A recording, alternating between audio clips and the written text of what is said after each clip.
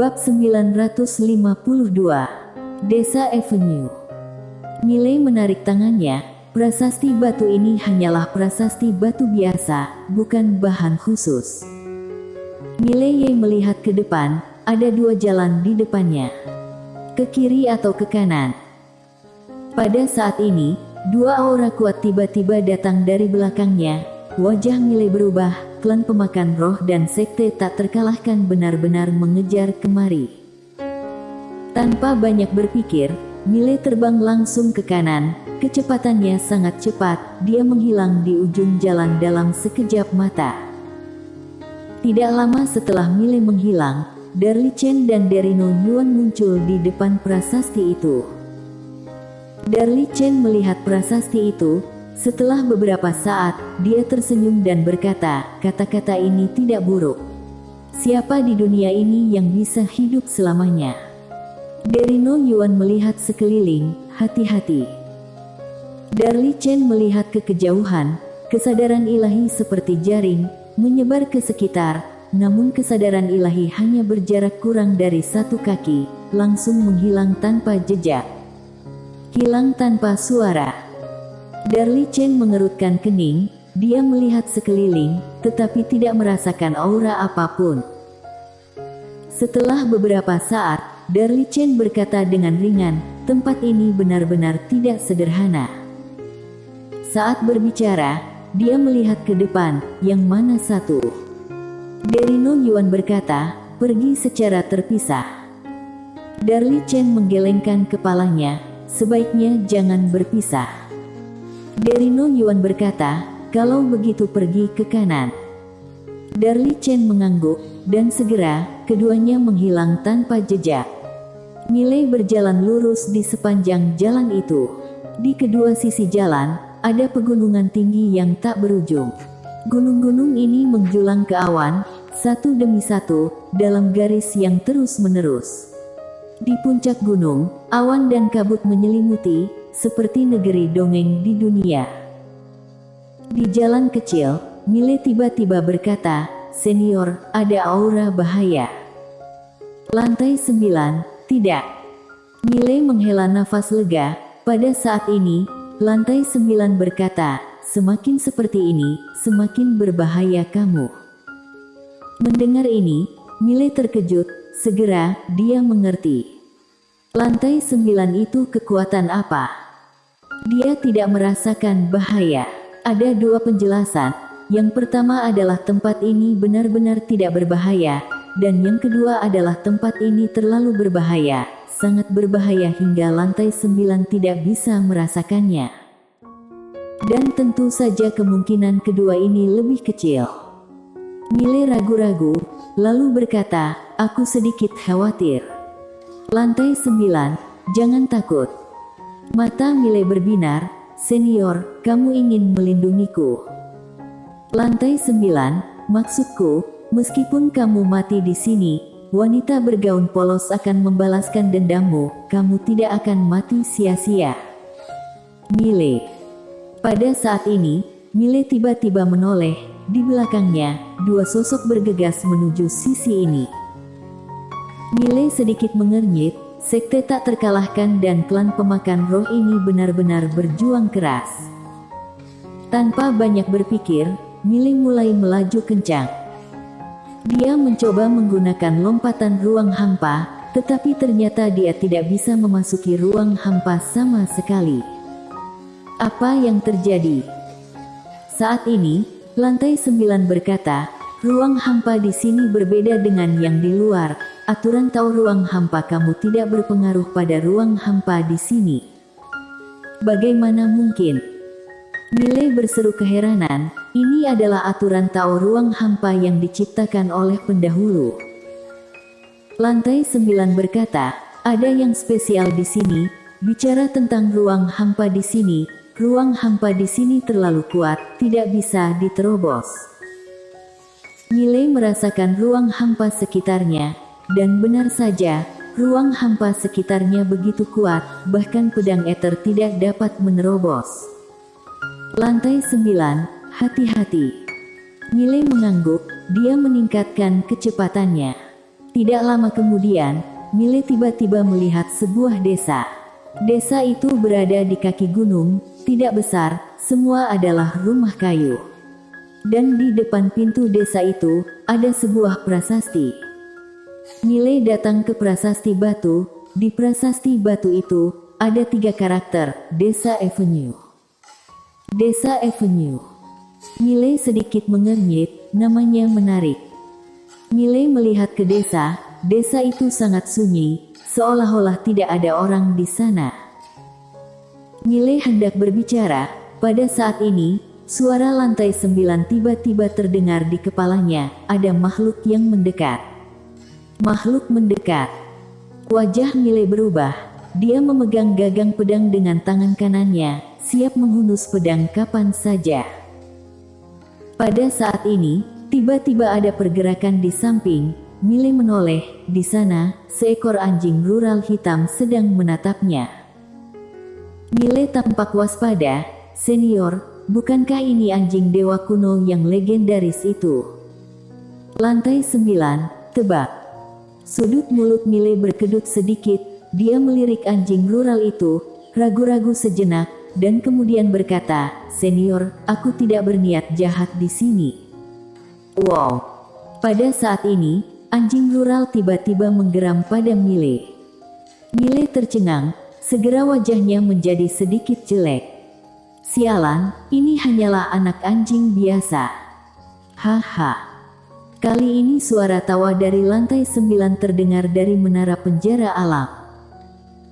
Mile menggelengkan kepalanya, dia menunjuk sedikit, buah merah melayang di depan anjing rural itu. Ini adalah buah spiritual yang ditanam oleh Lily, dan sangat bagus. Anjing rural dengan cepat menggigit buah itu dan memakannya sampai habis dalam sekejap. Mile tersenyum, lalu mengeluarkan 2 buah spiritual untuk anjing rural itu. Saat ini, lantai 9 tiba-tiba berkata, "Kamu memiliki belas kasihan." Belas kasihan. Mile menggelengkan kepalanya, dia tidak pernah merasa dia lebih unggul, dia pernah menderita, selama tahun-tahun di kota Kinceng, dia hidup tidak lebih baik dari seekor anjing. Mile menarik pikirannya, dia mengeluarkan 2 buah spiritual dan meletakkannya di tanah, lalu berbalik dan pergi. Anjing rural menggonggong 2 kali pada Mile, dan Mile telah menghilang di ujung kejauhan. Pada akhirnya, dia tetap tidak memilih untuk masuk ke desa tersebut. Rasa penasaran akan membunuhmu. Jadi, lebih baik tidak masuk. Tidak lama kemudian, Darli Chen dan Derino Yuan tiba-tiba muncul di depan desa. Darli Chen melihat prasasti batu itu, sedikit mengernyit, Desa Avenue. Pada saat ini, anjing rural yang memakan buah spiritual di desa itu tiba-tiba melihat ke arah Darli Chen berdua. Darli Chen memandangi anjing rural itu, setelah beberapa saat, dia berkata, "Anjing biasa." Derino Yuan memandangi anjing rural itu, melihat tatapan mata Derino Yuan, anjing rural itu mengeluarkan gonggongan. Derino Yuan sedikit mengernyit, melambaikan tangan kanannya, gelombang kekuatan yang kuat meluncur langsung ke arah anjing rural itu. Melihat pemandangan ini, Darli Chen sedikit mengernyit, tempat ini sendiri tidak sederhana, sangat tidak normal jika seekor anjing muncul di sini. Yang disayangkan adalah sudah terlambat. Tepat saat kekuatan itu hendak mengenai anjing rural itu, kekuatan itu tiba-tiba menghilang tanpa suara. Melihat adegan ini, pupil mata Darli Chen tiba-tiba menyusut, apakah dirinya salah lihat? Saat berikutnya, Darli Chen tiba-tiba menghilang di tempat, dan saat muncul kembali, dia sudah berada lebih dari 10 kaki jauhnya, dan di tempat dia semula berdirilah seorang gadis kecil. Gadis kecil itu berusia sekitar 8 atau 9 tahun, mengenakan rok bunga, rambut panjang, sedikit berantakan, kain hitam melilit dahinya, dan di tangan kirinya, memegang pedang besi berkarat. Di bilah pedang besi, ada darah mengalir, dan di tangan kanannya, dia memegang kepala berdarah. Kepala ini persis kepala dari No Yuan, darahnya masih menetes, baru saja dipenggal. Darli Chen menatap gadis kecil itu dengan mata serius. Tak tertandingi. Pada saat itu, dia merasakan kemunculan gadis kecil itu, tetapi begitu dia merasakannya, dari No Yuan menghilang. Gadis kecil itu membuang kepala berdarah itu ke samping, dia berjalan ke anjing rural yang menggonggong pada buah spiritual di tanah. Gadis kecil itu mengusap kepala kecil anjing rural itu dengan ringan, dan anjing rural itu dengan cepat menundukkan kepalanya dan dengan lembut mengusap tangan kecil gadis kecil itu, sangat jinak. Pada saat ini, gadis kecil itu mengambil buah spiritual, dia menggigitnya tanpa menggosoknya, seolah memikirkan sesuatu. Dia tiba-tiba berbalik dan melihat ke arah Darli Chen tidak jauh. Darli Chen berkata segera, "Maaf mengganggu."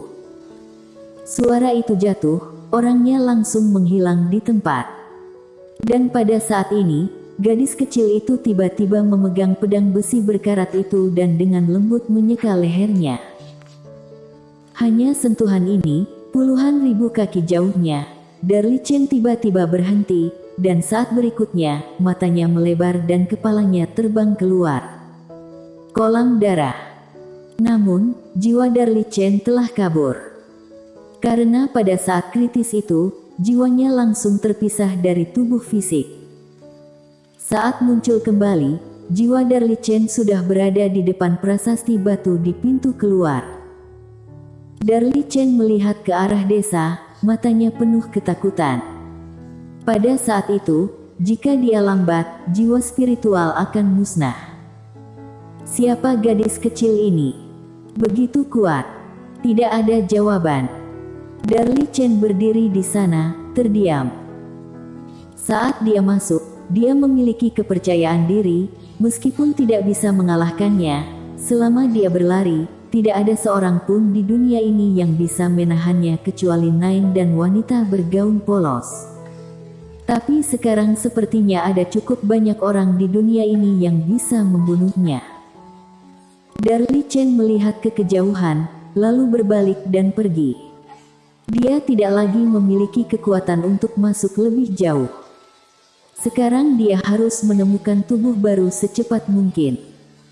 Begitu Darli Chen meninggalkan tanah keabadian, mata yang tak terhitung jumlahnya langsung tertuju padanya. Lin Siye, Mario Yuan dan lainnya tidak pergi. Dan saat mereka melihat Darli Chen yang sudah tersisa tubuh jiwa, wajah semua orang di lapangan tiba-tiba tenggelam. Mario Yuan berjalan di depan Darli Chen, "Di mana paman keduaku?" Darli Chen menggelengkan kepalanya, jiwanya musnah. Jiwanya musnah. Pupil mata Mario Yuan tiba-tiba menyusut, bagaimana mungkin? Darli Chen menggelengkan kepalanya dan tidak berkata apa-apa lagi.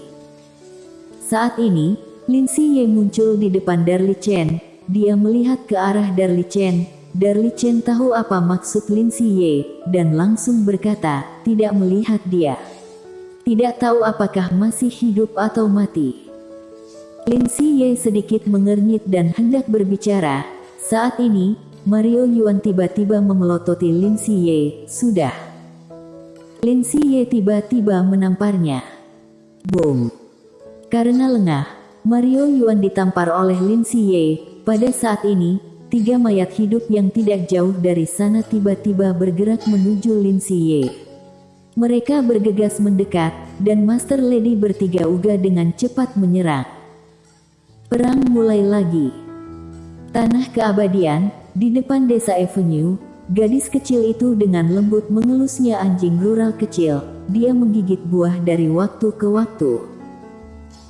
Sekitar seperempat jam kemudian, gadis kecil dan anjing rural itu memakan semua buah. Gadis kecil itu bangkit, dia mengambil pedang besi berkarat di sampingnya dan berjalan menuju arah kepergian Mile. Anjing rural kecil itu mengikutinya dengan patuh.